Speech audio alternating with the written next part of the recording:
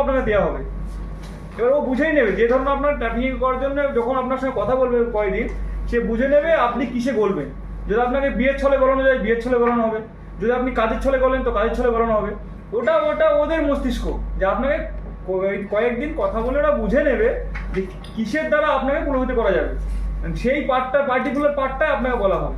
যদি দেখা যায় বিয়ের পার্টি আপনি করছেন তো বিয়ের দিক দিয়ে আপনাকে পটাবে যে বিয়ে করে নেবো, আমার সঙ্গে চলো, আমি এরকম কাজ করি।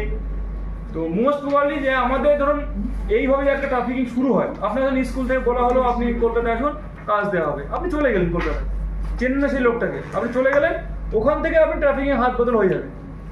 ট্রাফিকিংয়ের চেন অন্যরকম হয়, আপনার এখান থেকে বলা হবে হয়তো কৃষ্ণগড় আসুন, ওখানে আমার মাসি আছে, আমি একটু আসতে পারিনি, মাসি তোমাকে নিয়ে কলকাতায় আমার কাছে পৌঁছে দেবে।